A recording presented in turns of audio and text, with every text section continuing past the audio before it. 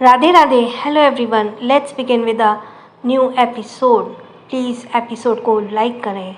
अमायरा घबरा गई। उसने देखा कि तंश कितने गुस्से में है, तो उसने इस वक्त कुछ भी ना कहना सही समझा।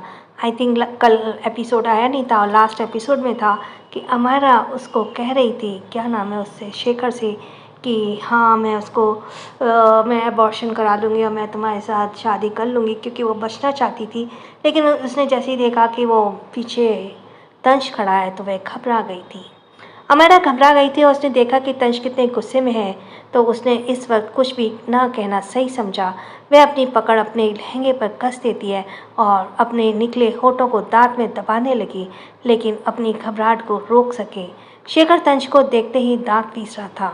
वह हंसते बोला, अच्छा हुआ तुम आ गए। देखो, अमायरा सिर्फ मुझसे प्यार करती है। मैं तुम्हारी आंखों के सामने अमायरा को अपने साथ लेकर जाऊंगा, लेकिन तुम कुछ भी नहीं कर पाओगे। पर मैं तुम्हें जान से नहीं मारूंगा, ताकि तुम जिंदगी भर घुट घुट कर जियो। मैं तुम्हें तड़पते हुए देखना चाहता हूँ। इतना कहते वह हंसने लगा, मगर तंश चुपचाप खड़ा था। उसके मन में क्या चल रहा था वह पता लगाना बहुत मुश्किल था, क्योंकि उसके चेहरे पे कोई भाव नहीं थे। शेखर तंश के सामने खड़ा हो गया। उसने शैतानी मुस्कुराहट के साथ कहा, देखो मैं कैसे तुम्हारी आंखों के सामने तुम्हारी पत्नी के साथ सुहागरात मनाता हूँ। इतना कहकर वह अपना हाथ अमायरा की तरफ बढ़ाता है, लेकिन वह अमायरा को छू पाता उससे पहले ही तंश ने उसकी कलाई को पकड़ ठंडी आवाज़ में कहा, हिम्मत भी मत करना। इतना कहते उसने एक जोरदार किक शेखर के पेट पर मारी। शेखर संभल नहीं पाया और वहीं लगे एक पिलर से टकरा गया। उसके पेट में बहुत तेज दर्द हो रहा था और उसके मुंह से खून निकलने लगा। शेखर गुस्से में बोला, मैं तुम्हें जान से मार दूंगा। इतना कहते हुए भागते हुए तंश की तरफ गया। उसने अपने पैर को हवा में उछालते हुए तंश के चेहरे पर मारना चाहा, मगर तंश शैतानी मुस्कुराहट के साथ थोड़ा सा नीचे झुक गया, जिस कारण शेखर का बार खाली चला गया। अगले ही पल तंश ने उसके कॉलर को पकड़कर उसके चेहरे पे कई सारे मुक्के मारे। शेखर की हालत खराब हो गई। वहीं बेशी जो मंदिर के बाहर खड़ी थी, तंश के आने से घबरा गई। तभी उसके कानों में कई सारी गाड़ियों की आवाज़ आई। बेशी घबराते हुए बोली, मुझे यहाँ से भागना होगा। अगर मैं पकड़ी गई तो मुझे दोबारा मौका नहीं मिलेगा अमायरा को मारने का। इतना कहकर वो आसपास देखने लगी, तो अंधेरा का फ़ायदा उठाते वह तुरंत वहाँ से भाग गई। कैप्टन अपनी कई सारी गाड़ियों के साथ वहाँ पहुँच गया और पूरे मंदिर को घेर लिया, मगर कोई भी अंदर नहीं गया। वहीं अंदर शेखर के मुंह से पूरी तरह खून निकल रहा था। किस वह किसी तरह खड़ा हुआ और तंश की बजाय अमायरा के ऊपर वार करने की कोशिश की। अमायरा अपने ही सोच में गुम थी, इसलिए उसने ध्यान नहीं दिया। शेखर का खंजर अमायरा के पेट तक पहुंचता उससे पहले ही तंश ने अपने एक हाथ से अमायरा की कमर को पकड़कर अपनी तरफ खींच लिया और अपने दूसरे हाथ से शेखर की कलाई को पकड़कर मोड़ दिया। चट!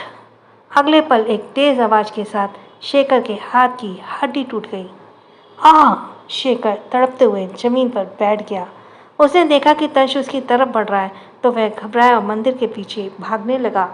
पर वो बीच रास्ते में पलटकर फिर से बोला, मैं दोबारा आऊँगा तुमसे बदला लेने। देख लेना, मैं तुम्हें बर्बाद कर दूंगा। तंश ने अपनी गन निकाल शेखर के ओर पॉइंट कर दिया। अगले ही पल उसने शेखर के सीने पर गोली मार दी। आह! शेखर चीखते हुए मंदिर के पीछे वाली खाई में कूद गया। अगले ही पल वहाँ सन्नाटा छा गया। तंश बिना भाव के पीछे मुड़ा अमायरा को देखा और उसके बगल से होते हुए जाने लगा। अमायरा जल्दी से होश में आई और तंश को पुकारते हुए उसके पीछे भागने लगी। तुम ऐसा नहीं कर सकते, तुम मेरी बात सुननी होगी। तंश लंबे लंबे कदमों से मंदिर से बाहर आ गया।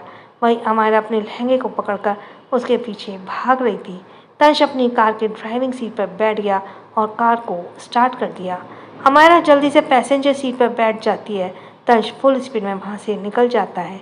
कैप्टन और बाकी सभी पीछे पीछे चले जाते हैं।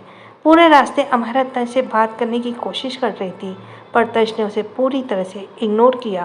तंश होटल के बजाय सीधे अपने प्राइवेट विला पर आ गया।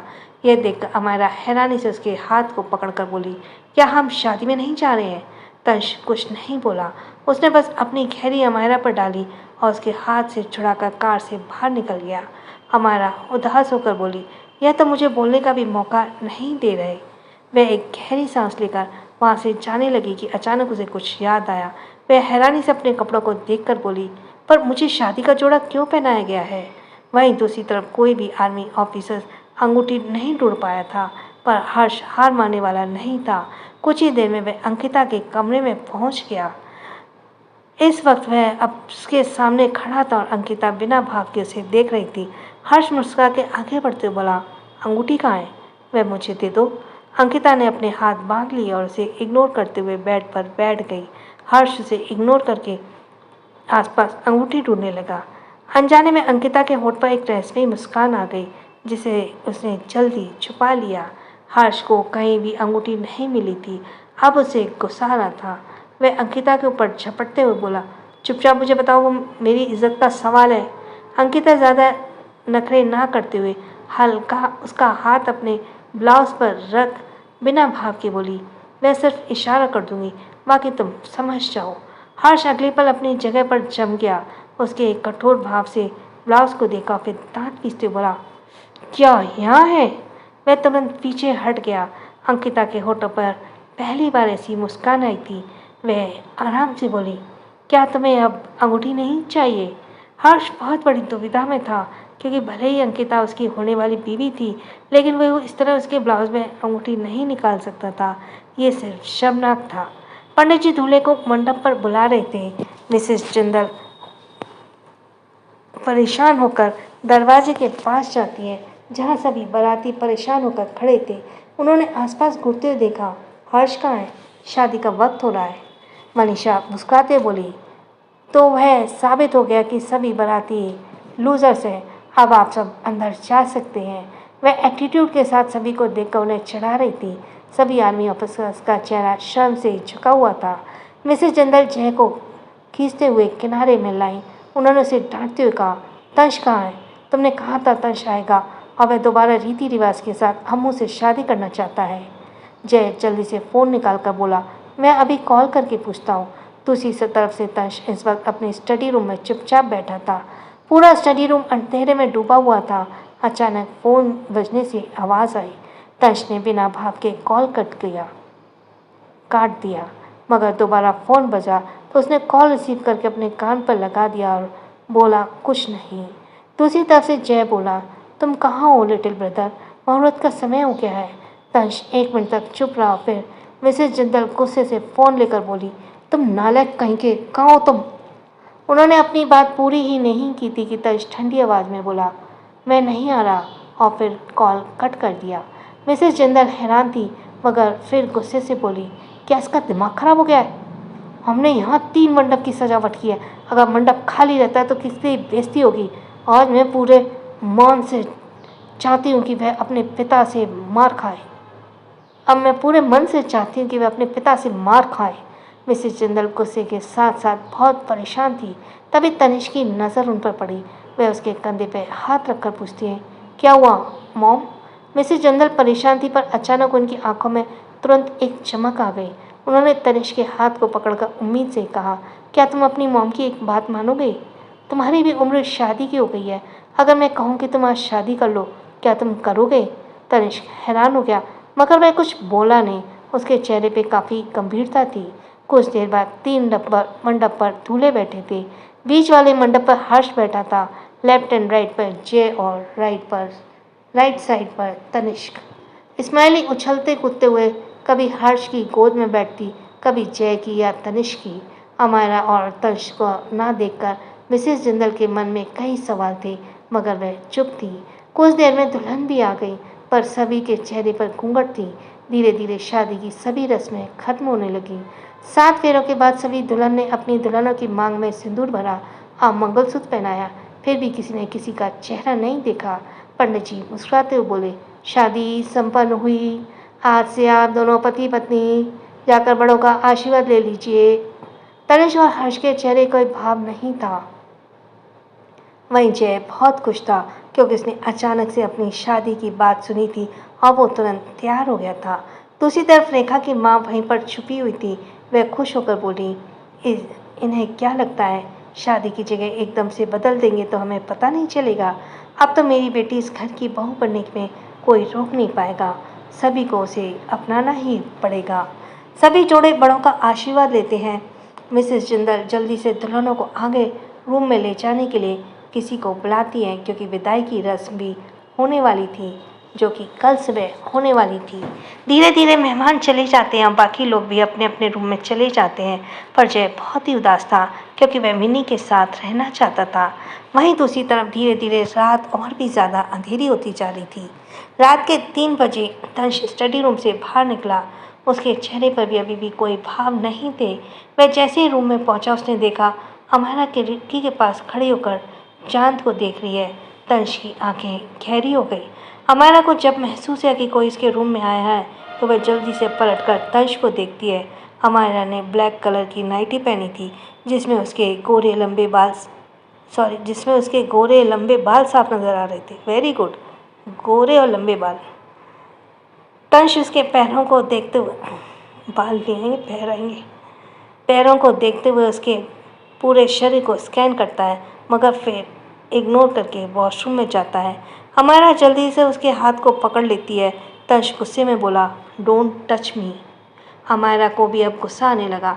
वह तंश को पकड़ मजबूत करते हुए बोली, अगर तुम्हें मुझे बताने का मौका नहीं दोगे तो मैं कैसे तुम्हें बताऊंगी। तंश, मैंने उससे जो कुछ कहा था वह सिर्फ मुझे और हमारे बच्चे को बचाने के लिए कहा था। मैंने सिर्फ शेखर से झूठ कहा था। तंश बीच में उसकी बात को रोककर गहरी आवाज़ में बोला, पर यह सच है, मुझे तुम्हारी बॉडी पसंद है। मुझे भी लगता है कि तुम इतनी कम उम्र में प्रेग्नेंट हो। चलो अबॉर्शन करवाते हैं, तुम्हें भी तो यही चाहिए था ना। हमारे पूरी तरह से शॉक्ड हो गई और उसने गुस्से से कहा, क्या तुम पागल हो? अभी मैंने कहा ना, वह सब मैंने सिर्फ खुद को और बच्चों को बचाने के लिए कहा था, ताकि उसे लगे कि मैं उससे प्यार करती हूँ और वह मेरे बच्चों को कुछ भी ना करे। मैं सिर्फ उसका ध्यान भटकाना कर वहाँ से भागना चाहती थी, क्योंकि इस हालत में मैं उससे नहीं लड़ सकती थी। तंश उसे घूर रहा था, पर वह कुछ बोला नहीं। वह दोबारा वॉशरूम में जाने लगा। तुम्हारा इस बार उसके हाथ को और भी टाइटली पकड़ लेती है। तंश ने उसे दीवार से सटाकर उसके बालों को पकड़कर बेरहमी से बोला, पर मुझे तो सच में तुम्हारी बॉडी ही पसंद है, पर तुम्हारे प्रेग्नेंट होने से मैं तुम्हारे पास नहीं आ पा रहा हूँ। यह अच्छा मौका है, तुम भी चाहती हो कि तुम्हारा एबॉर्शन हो जाए।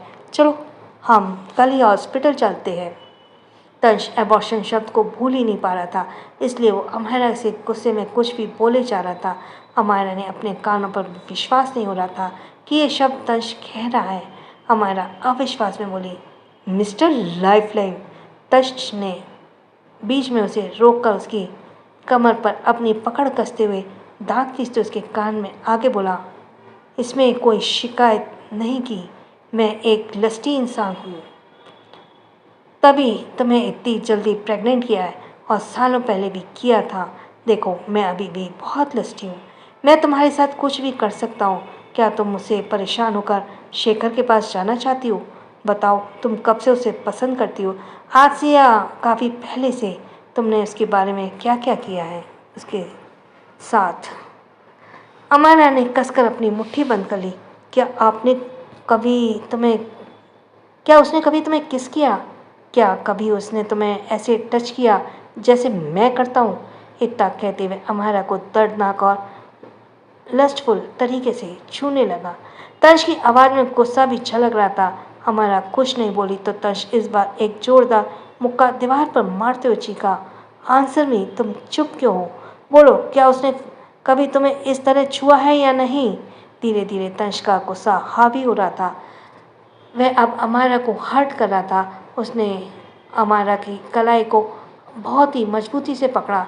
अमारा का दर्द हो रहा था, मगर वह कुछ बोली नहीं। उसकी आंखें आंसू से भर गए थे। अमारा खुद के आंसू रोकते हुए फीकी मुस्कान के साथ बोली, मुझे नहीं पता था कि तुम मेरे बारे में इतना घटिया सोचते हो। छोड़ो मेरा हाथ, मैं नहीं चाहती कि तुम मुझे हाथ भी लगाओ। इतना कहकर वह तंश को खुद से दूर करने लगी, मगर तंश ने जबरदस्ती उसकी कलाई को पकड़ उसे और करीब खींच लिया। हमारा बहुत गुस्से में थी। छोड़ो। हमारा इस बार पूरी ताकत से धक्का देती है, मगर तंश बिल्कुल नहीं हिला। तंश ने अमारा की पीठ को अपने सीने से लगाते हुए उसके पेट को कसकर पकड़ लिया और उसके कान में दांत खींचते कहा, तुम तंशवर्धन जिंदल की बाहों में हो, जहाँ से तुम्हें कोई नहीं बचा सकता। इतना कहते वह उसे जबरदस्ती किस करने की कोशिश करने लगा। तंश की आंखों के सामने वह सीन आने लगा जब शेखर ने अमायरा को गले लगाया था। जहाँ जहाँ उसने अमायरा को छुआ था, तंश उसी जगह को और जोर से रगड़ रहा था। वह इतना ज़्यादा एग्रेसिव हो गया कि अमायरा इस बार खुद को रोने से रोक नहीं पाई। तंश, मुझे दर्द हो रहा है, प्लीज़ छोड़ दो। So thanks for listening. छोटों को प्यार, बड़ों को सम्मान। राधे राधे।